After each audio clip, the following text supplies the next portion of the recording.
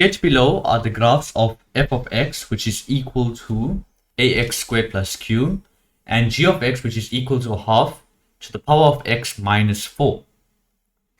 A and b are the x-intercepts of f, which is the parabolic function. So a and b are the x-intercepts of f, which is the parabolic function. So that's a there, that's your b there. And the graphs intersect at a and e. So they intersect at a, and e is a point that lies on the graph of f. So this is a point that lies on the parabolic function. Okay. C is the turning point of f, and d is the y-intercept of g. Okay, perfect. So they say write down the coordinates of d. So remember that d is the y-intercept of the exponential function. So again, we can do it in one of two ways.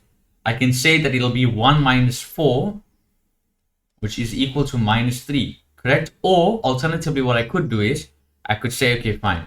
Y-intercept is the point where x is equal to 0, right? And so therefore, g of 0 should equal to half to the power of 0 minus 4, which equals to 1 minus 4, which is equal to minus 3. Okay, this was by reason of the parent function. The parent function has a x-intercept, a y-intercept of 1, and since we are dealing with only a vertical shift, meaning a shift that goes up and down, I can subtract 4. 5.1.2. So remember, the y-intercept here is x is 0. Right. The range of g. So this is the exponential function. We know it has an asymptote of y is equal to minus 4. So it exists for all values above, all y values. So whenever I put an input of x, I'm certain that I'll get an output of y,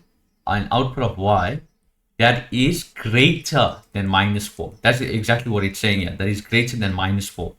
And so therefore I can say it'll be y greater than minus 4.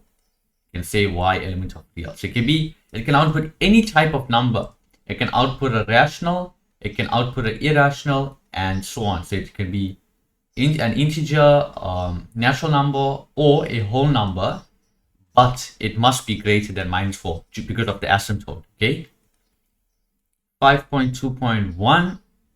Calculate the coordinates of A. Now the coordinates of A is the x-intercept of both the f graph and the g graph. So what I can do is I can say it's the x-intercept of the g graph. So x-intercept is the point where y is equal to 0. So 0 is equal to half to the power of x minus 4. 4 is equal to half power of x, right? To solve this question, I need to have like bases. So this becomes 2 squared is equal to 2 to the power minus x. Whenever the bases are the same, I drop the bases and I equate the indices. And so I can say that x is minus 2. So therefore, I can say that A has the coordinates minus 2 and 0. Okay, so that makes sense. Okay. 5.2.2. Calculate the values of A and Q. So if I look at this question, I notice that I have no information about Q, so that's the turning point, and I have no information about A, which is the concavity of the function. So therefore, I need to find a way. I have two unknowns. Right? I have two unknowns. So therefore, I need to have two equations. So if I have two equations and two unknowns, then I can solve. So basically, I have two equations because I have a point that lies on the graph, and I have another point here which is minus 2 and 0, which also lies on the graph. So therefore, what I can say is, I can say that f of minus 2, f of minus 2 is equal to a into minus 2 squared plus q, which is equal to 0. So therefore, 4a plus q is equal to 0. Therefore, q is equal to minus 4a. I'll call that equation 1. And then I have another equation. I can say f of 1 is equal to a into 3 squared plus q, which equals to sorry, 3. So it's supposed to be 1 squared, which is equal to, and therefore a plus q is equal to 3. I call that equation 2. I can say sub equation 1 into equation 2, and therefore if I substitute this value in here, it'll be a minus 4a, sorry, ba plus minus 4a is equal to 3. And so therefore it'll be a minus 4a is minus 3a is equal to 3. Therefore a is equal to minus 1. And we can see that this makes sense because the concavity of the parabolic function is concave down. That means that a is negative. Okay, now what I can do is I can say substitute a is equal to minus 1 into equation 1, and so therefore q is equal to minus 4 into minus 1, which is equal to 4. Okay, so therefore in conclusion I can say that f of x has the equation minus x squared plus 4, and so that's solved. Okay, so minus x squared, so let's write it here, f of x as the equation minus x squared plus 4. Okay, then they say calculate the length of CD.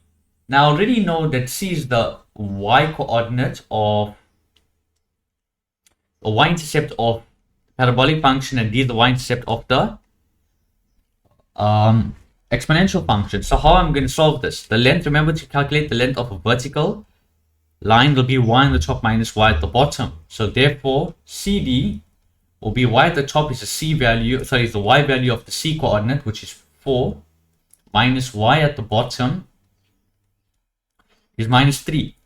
Right, so therefore minus 3. Remember, we're making substitutions, so we must include the brackets. 4 minus 3 is 7 units. So it's 7 units. Okay. Then they say calculate the equation of a straight line that passes, or say goes through A and it goes through D. Now if it goes through D, remember it tells us that that's the y-intercept of the straight line function, right? It's telling us that that's the y-intercept. They indirectly are giving us information about the y-intercept. So therefore what I can say for 5.3.2, I'll call this function h or L of x. I'll say L of x is equal to mx minus 3 because they're given the y-intercept. And then I can say it passes through the point minus 2 and 0. So therefore I can say 0 is equal to m into minus 2 minus 3, and therefore minus 2m is equal to 3. Therefore m is equal to 3 over 2, minus 3 over 2. So therefore L of x, which is the linear function, is equal to minus 3 over 2x, sorry, minus 3. That's the solution there. Okay. Now they say for which values of x is the f of x graph greater than 0? Again, now we're dealing with the interpretation type question. In the previous videos that I've done, I spoke about two things. I spoke about intercepts and the intersections. So now it seems as if they're giving us a question based on intercepts. Now let's understand this, right? They're asking us where is f of x greater than 0. Now remember, f of x is y. F of x is y. F of x is y. Is equivalent to saying y.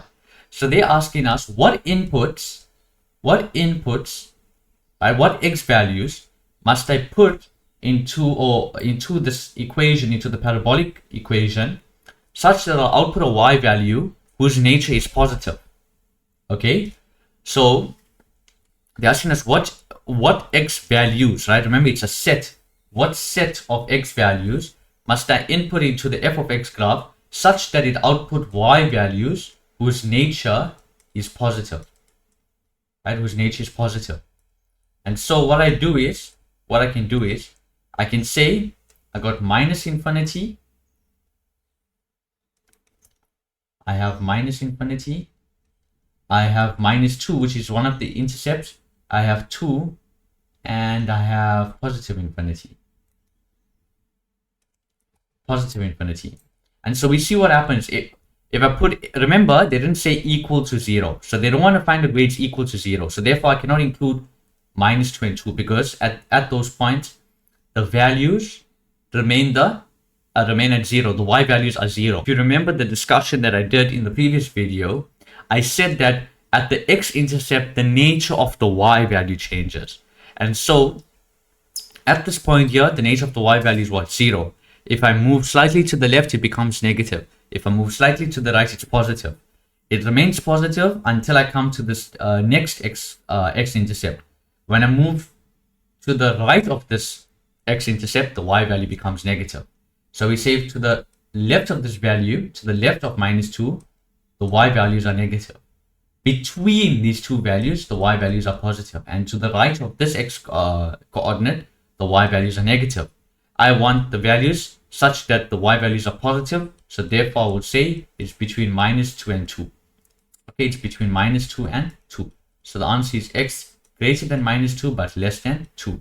Okay, would if you notice that these questions are very similar to inequality type questions, because all I could have done was I could have just said minus x squared plus 4 greater than 0. This could have been an algebra question under the question 1. Let me multiply by the negative throughout. You said x squared minus 4 is less than 0. Then you have said, okay, let me find the critical values. So I said x plus 2 because it's a difference of two squares. It's less than 0. You'd have drawn your number line. You'd have drawn your number line. You said minus 2 and 2. You said this function is a what? A positive function, right? This function is the one that I converted is a positive function.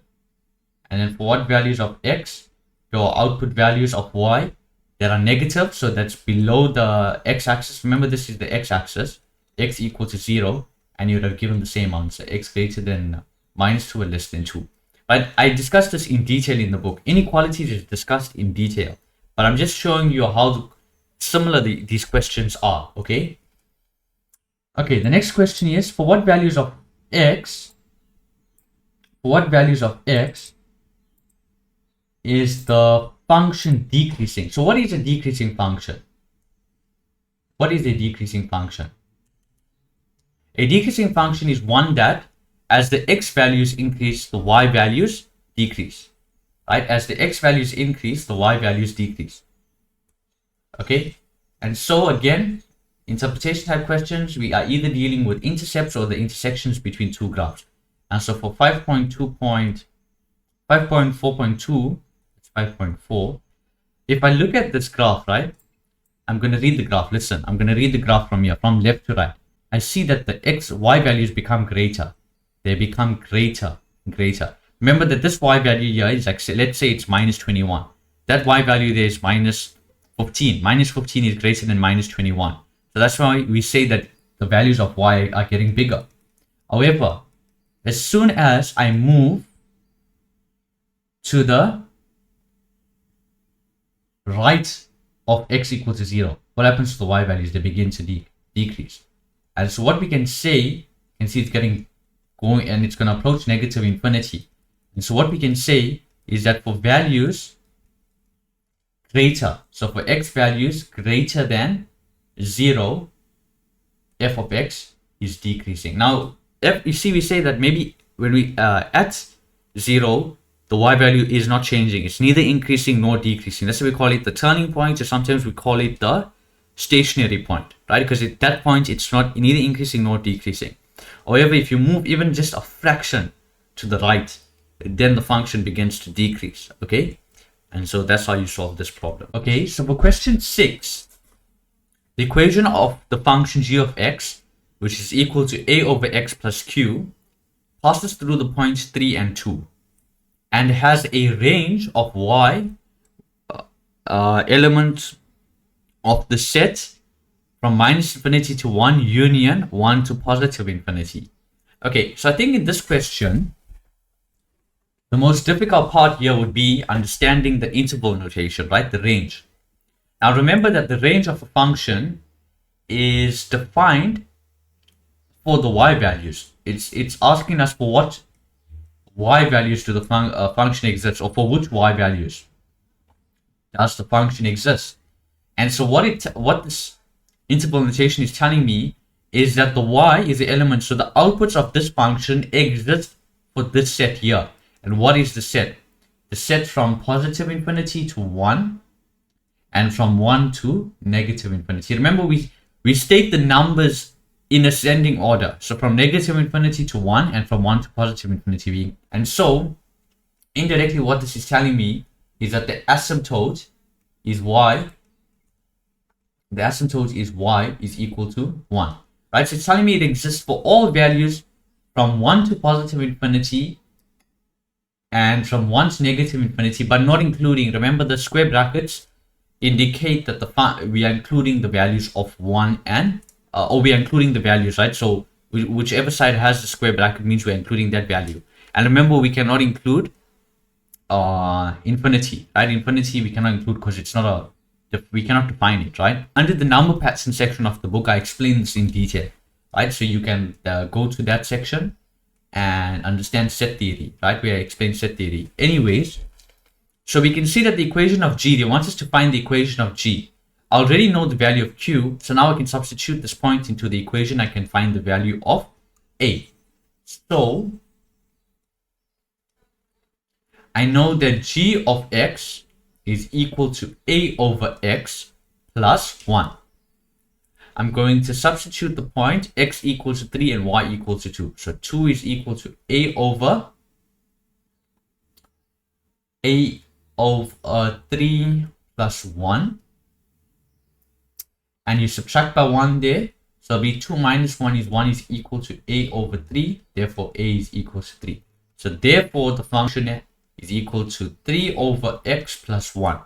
So therefore, G of X is equal to 3 over X plus 1. Okay. Then the second question asks us to define the equation of H, which is the axis of symmetry of G, which has a positive gradient. Remember, looks as such and has an axis of symmetry which passes through the origin and has the equation y is equal to x. This function shifted everything about the parent function, shifted by 1 unit. So the parent function shifted by 1 unit. So the axis of symmetry has to shift by 1 unit as well. So what we can say is that the axis of symmetry of the G graph is y is equal to x plus 1. Sketch the graphs of G and H on the same set of axes. Clearly show all the asymptotes and intercepts of the intercepts with the axes.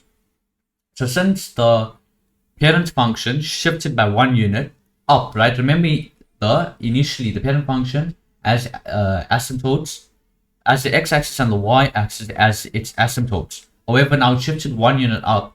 That means that the function that lies along the third quadrant has to intersect the x-axis. So let's find the x-intercept. So x-intercept is the point where y is equal to 0, 0 is equal to 3 over x plus 1. So minus 1 is equal to 3 over x. So x is equal to minus 3. So when we're sketching the function, we know that it has the x-intercept of minus 3. If I have to sketch the function at this point, I have minus 3 as my x-intercept. I have an asymptote that lies here at 1, at y equal to 1, right? And okay. And so what we can do now is, and remember that a is greater than 0, so the function lies in the first and the third quadrant. And so we can sketch the function asymptote 1, and the x-axis is is the other asymptote. Okay, as such, the graph of H will pass through the asymptote, and we can substitute another point. So let's find the x-intercept of the H graph. X-intercept is where y is equal to 0, therefore x is equal to minus 1. Y is equal to x plus 1, 0 is equal to x plus 1, so x is equal to minus 1, which is somewhere here, minus 1. And so I can connect these 2 points. Okay, and yes, and that's basically it. So this is the function of h. This is the hyperbolic function is the function of g. I can call this point here 0 and 1. I can call this point minus 1 and 0.